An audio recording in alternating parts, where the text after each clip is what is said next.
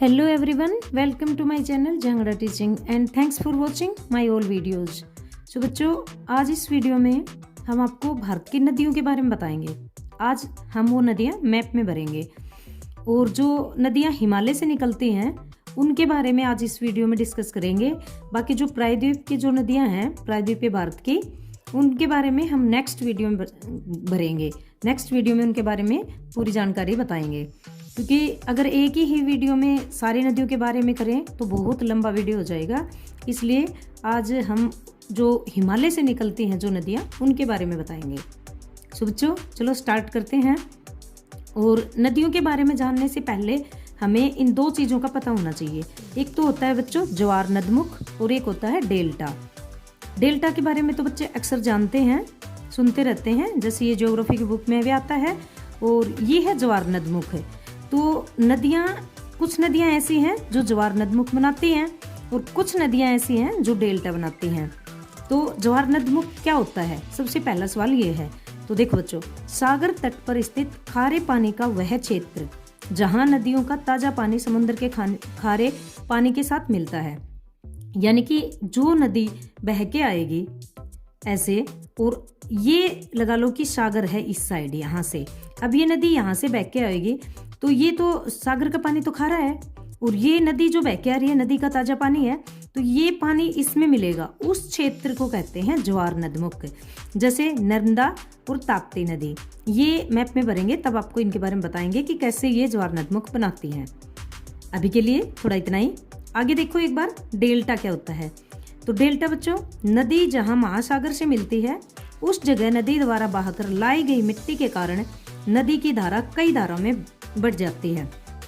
अब देखो बच्चों, नदी जहाँ महासागर में आके मिलती है, अब यूँ लगा लो ये हमारा प्रायद्वीपीय भारत है, और कोई भी नदी है जो यहाँ यूँ लगा लो, ये नीचे हिंद महासागर है और ये बंगाल की खाड़ी है, तो ऊपर से कोई नदी आती है और यहाँ आके इस महासागर में मिल जाती है, क्योंकि बंगाल की खाड़ी भी तो हिंद महासागर का ही पार्ट है, तो ये इसमें आके मिल जाएगी। अब उस जगह नदी द्वारा, अब ये नदी अपने साथ बहुत सारी मिट्टी वगैरह बहा के लेके आती है, जिस वजह से ये नदी यहाँ आके कई धाराओं में ऐसे बट जाएगी। अब कई धाराओं में बढ़ जाएगी तो एक त्रिभुजाकार क्षेत्र बन जाएगा। देखो, के कारण नदी की धारा कई धाराओं में बढ़ जाती है, उस त्रिभुजाकार क्षेत्र को डेल्टा कहते हैं। अब ये नदी ऐसे चली गई, ऐसे चली गई, ऐसे चली गई, तो आपको ये दिख रहा होगा ट्राइंगल जिसको कहते हैं, इस तरह से एक क्षेत्र बन जाएगा। इसी क्षेत्र को क्या कहते हैं बच्चों, डेल्टा कहते हैं। और आपको पता है, इधर से जैसे गंगा नदी आएगी और उधर से ब्रह्मपुत्र नदी, ये दोनों यहाँ आके मिलती हैं। जैसे पश्चिम बंगाल से यहाँ बांग्लादेश में यहाँ मिल जाएंगी, और वहाँ पश्चिम बंगाल में सबसे बड़ा डेल्टा, यानी विश्व का सबसे बड़ा डेल्टा बनाती हैं, जो सुंदरवन डेल्टा के नाम से है। तो उसके बारे में तो बाद में डिस्कस करेंगे, पहले आप इतना समझ गए होंगे ज्वार नदमुख क्या है। सागर में जो नदियों का ताज़ा पानी जाके मिलता है, वहाँ जो क्षेत्र बनता है उसे ज्वार नदमुख कहते हैं। और डेल्टा यानी नदी कई धाराओं में बट जाती है और जैसा वो आकार लेती हैं उसको डेल्टा कहते हैं। तो आई होप ये बातें अच्छे से समझ में आ गई होंगी। अब आपको बताते हैं मैप। अब देखो बच्चों, ये है भारत का मैप। अब सबसे पहले हम सिंधु नदी की बात कर लेते हैं। ये देखो बच्चों, ये है तिब्बत, यानी चीन का ही क्षेत्र है, अब तो समझो। तो ये है मानसरोवर झील यहाँ तिब्बत में। अब इस मानसरोवर झील से ये सिंधु नदी निकलती है यहाँ, और ऐसे चलती है ये यहाँ लद्दाख लेह के पास होते हुए, और यहाँ से गिलगित होते हुए ये पाकिस्तान में इंटर कर जाती है, और पाकिस्तान में ये यहाँ से यहाँ तक आके और ये अरब सागर में मिल जाती है। ये आपको दिख गया होगा अच्छे से। ये है बच्चों आपकी सिंधु नदी, ये है सिंधु नदी। यहाँ मानसरोवर झील से निकलती है, फिर यहाँ पे लद्दाख में प्रवेश करती है, और लद्दाख की जो राजधानी है, ये पता होगा आपको, लेह है। ये लेह जो है ये सिंधु नदी के दाएं तट पर है, इतना ध्यान रखना, क्योंकि कई बार क्वेश्चन पूछ लेते हैं कि लेह किस नदी के किनारे है, तो सिंधु नदी के किनारे। फिर यहाँ से ये होते हुए ये गिलगित के पास से होते हुए यहाँ पाकिस्तान में इंटर कर जाते हैं। ये है बच्चों सिंधु नदी। अभी इतना ही समझो, इसकी बाकी नदियाँ बता देते हैं, उसके बाद इनके बारे में डिटेल से डिस्कस करेंगे। अब बच्चों, सिंधु नदी में ये 5 नदियाँ एक साथ मिलती हैं। तो ये देखो, सबसे पहले ये यहाँ पे है कश्मीर में, कश्मीर से यहाँ से निकलती है, बेरीनाग की घाटी है यहाँ पे, और यहाँ से एक नदी निकलती है, झेलम नदी, और ये यूँ पाकिस्तान और भारत की सीमा बनाते हुए जैसे पैरेलल चलेगी यहाँ से, इसके बॉर्डर पर से, और यहाँ आके ये सिंधु नदी में मिल जाएगी। ये वाली, ये जो मैंने ग्रीन कलर से किया है, ये है बच्चों झेलम। अब झेलम नदी यहाँ आके मिलती है, अभी इनके बारे में बताएंगे। अब इसके बाद ये है बच्चों चेनाब नदी। तो चेनाब नदी हिमाचल प्रदेश के केटवेलारा दर्रा से निकलती है, यहाँ से। ये है चेनाब नदी, यहाँ से निकलती है, और यहाँ भी ये जो नदी बहती है, ये चंद्र और भागा 2 नदियों का संगम होता है, और इसको हिमाचल प्रदेश में इसीलिए चंद्रभागा नदी के नाम से बोलते हैं। तो ये हिमाचल प्रदेश से होते हुए यहाँ से, और यहाँ पाकिस्तान में एंट्री करने के बाद ये झेलम और ये चेनाब दोनों एक हो जाती हैं। उसके बाद है बच्चों ये रावी नदी। यहाँ ये रावी नदी है, ये हिमाचल प्रदेश के रोहतांग दर्रे से निकलती है, और यहाँ से ये इधर कश्मीर की तरफ होती हुई निकलती है बच्चों। ये थोड़ा मैप में ऐसे ही हो गया, और यहाँ ये आके इसमें मिल जाती है, ये भी चेनाब में। ये रावी नदी है। अब ये देखो बच्चों, ये है सतलज नदी, ये यहाँ से निकलती है, ये भी तिब्बत में से निकलती है, राक्षस ताल से। ये तिब्बत में राक्षस ताल, यहाँ से ये हिमाचल प्रदेश में एंट्री करेगी, हिमाचल प्रदेश के बाद ये यहाँ से पंजाब होते हुए, और ये मिल जाएगी इसमें सिंधु नदी में जाके। ये है बच्चों सतलज। अब सतलज में आके एक छोटी सी नदी और मिलती है, व्यास नदी। ये यहाँ मिला देते हैं इसको, यहाँ से है ये रोहतांग दर्रा हिमाचल प्रदेश में, और यहाँ से ये पंजाब में आके यहाँ मिल जाती है। ये है बच्चों व्यास नदी, पंजाब के हरीके में आके मिलती है यहाँ पे। ये पंजाब के हरीके में, मैं इसका नाम लिख देती हूँ ताकि आपको अच्छे से पता रहेगा। ये बच्चों इस जगह का नाम है हरीके। यहाँ ये सतलुज नदी में ये व्यास नदी आके मिलती है, और यहीं से बच्चों ये देखो, यहीं से मैं एक चीज़ और बता देती हूँ आपको, जो हमारे भारत की सबसे लंबी नहर, इंदिरा गांधी नहर बोलते हैं जिसको, वो नहर निकाली जाती है यहाँ से, और यहाँ से ये राजस्थान होते हुए पंजाब से आएगी, पंजाब से राजस्थान, राजस्थान से फिर ये गुजरात में एंट्री कर जाएगी। तो ये है इंदिरा गांधी नहर। तो आज हम नहर की बातें नहीं करेंगे, बस ये थोड़ा सा इम्पोर्टेंट था इसलिए बता दिया। अब बच्चों इनका नाम लिख देती हूँ ताकि आपको कंफ्यूजन ना हो। ये है बच्चों सिंधु नदी,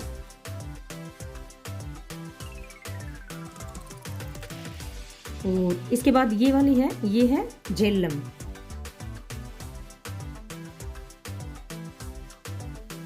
झेलम, झेलम के बाद ये है चिनाब, यहीं लिख देते हैं चिनाब।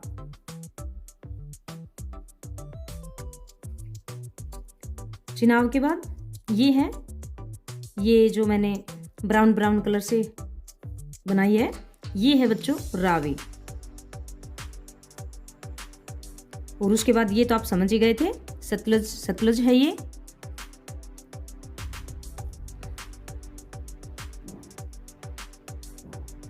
और सतलज में ये कौन सी आके मिली थी, व्यास।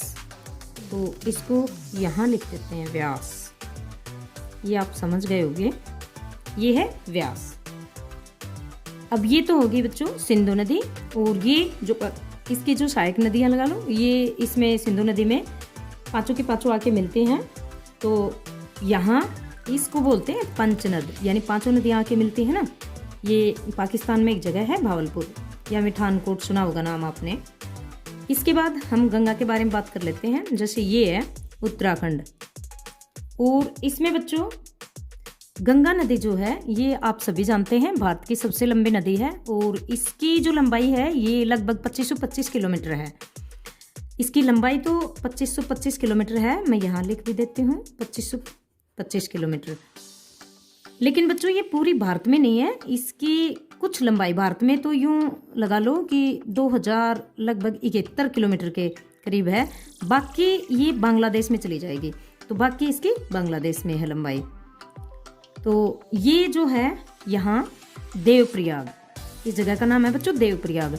ये यूं लगा लो यहाँ गोमुख है ऊपर, जिससे भागीरथी नदी निकलती है, और एक साइड से स्तोपत हिमानी है यहाँ, ये और ये लगा लो, यहाँ से भागीरथी और यहाँ से अलकनंदा, ये दोनों नदियाँ निकलती हैं। ये दोनों यहाँ देवप्रयाग में आके मिल जाती हैं। इन दोनों नदियों का जो संगम है देवप्रयाग में होता है, और इनके संगम के बाद ये एक धारा में बहती है, तो यहाँ से ये गंगा कहलाएगी, गंगा। अब ये उत्तराखंड से यहाँ उत्तर प्रदेश होते हुए, अब ये देखो बच्चों ये नदी ये जाएगी उत्तर प्रदेश बिहार होते हुए, ये पश्चिम बंगाल, ये है बच्चों पश्चिम बंगाल, देखो ये रहा, ये है पश्चिम बंगाल। अब पश्चिम बंगाल में यहाँ ये दो धाराओं में बट जाएगी बच्चों। ये फर्रुख बैराज नाम सुना होगा आपने, ये बुक में भी है, शायद 9th क्लास में ही होगा।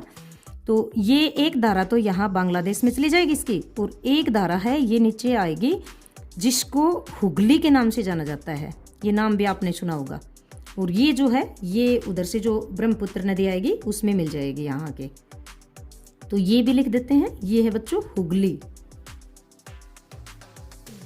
कोलकाता किस नदी के किनारे है, आप पढ़ते भी होंगे, हुगली नदी के किनारे, क्योंकि ये देखो कोलकाता है और यहाँ से ये नदी, ये गंगा नदी की एक धारा थी जो हुगली नदी के रूप में आई यहाँ से, और ये चली गई यहाँ पे बांग्लादेश में।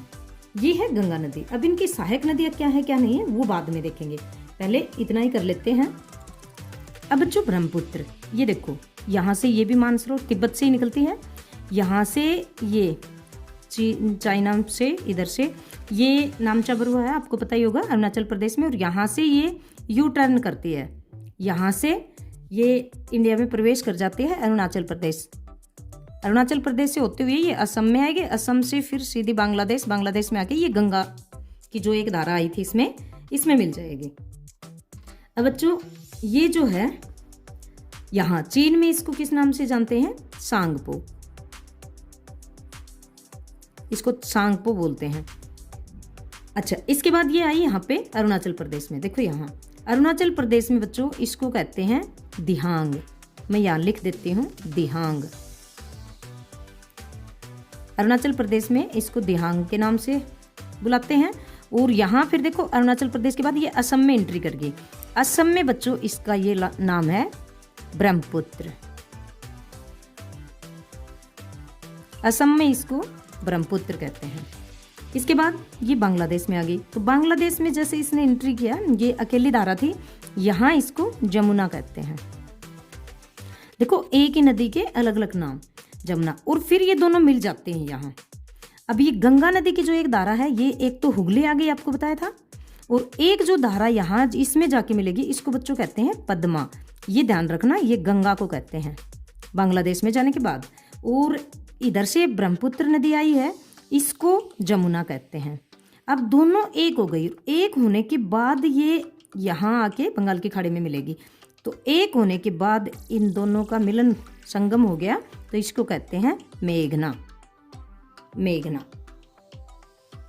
अब देखो बच्चों कंफ्यूज नहीं होना है, चीन में इसको कहते हैं सांगपो, उसके बाद अरुणाचल प्रदेश में दिहांग के नाम से जानी जाती है ये, और असम में आने के बाद ब्रह्मपुत्र, उसके बाद जमुना बांग्लादेश में, और जब ये गंगा में मिल जाती है तो इनकी संयुक्त धारा को मेघना कहते हैं। ये है बच्चों ब्रह्मपुत्र नदी, और ये यहाँ पे यूं धाराओं में बहेगी। अब ये डेल्टा बनाएंगे बच्चों, यहाँ ये है पश्चिम बंगाल, पश्चिम बंगाल में डेल्टा बना लिया, इसको कहते हैं सुंदरवन डेल्टा। अब सुंदरवन डेल्टा कई बार तो राज्य पूछ लेते हैं, कौन से राज्य में है, तो पश्चिम बंगाल में, और कई बार पूछते हैं विश्व का सबसे बड़ा डेल्टा, तो यही है सुंदरवन डेल्टा। अब इसका नाम सुंदरवन डेल्टा क्यों पड़ा, क्योंकि यहाँ बहुत सारे सुंदरी के वृक्ष पाए जाते हैं, और उन सुंदरी के वृक्षों के कारण इसका नाम सुंदरवन डेल्टा पड़ा है। और ये भी कई बार पूछते हैं, जो यहाँ से ये दो पार्ट में गई है गंगा, तो यहाँ पे कौन सा बैराज है, फर्रुख बैराज, कहाँ पे है ये, पश्चिम बंगाल में फर्रुख बैराज। तो इतना याद रखना। आज के लिए तो बच्चों इतना ही रहेगा, क्योंकि आगे अगर हम प्रायद्वीप भारत की नदियाँ भी करने लगे तो काफ़ी लंबा हो जाएगा वीडियो और शायद आप कंफ्यूज भी हो जाओ। पहले तो इनको अच्छे से समझना है, उसके बाद गंगा और ब्रह्मपुत्र को समझना है। यूँ समझो ऊपर की जो नदियाँ हैं उनका आधा पार्ट आपके समझ में आ जाएगा अगर इस वीडियो को ध्यान से देखोगे और ध्यान से इसको समझोगे तो। उसके बाद नेक्स्ट वीडियो में हम प्रायद्वीपीय भारत की नदियाँ समझेंगे। तो आज के लिए इतना ही, बाकी नेक्स्ट वीडियो में। तब तक के लिए थैंक्स।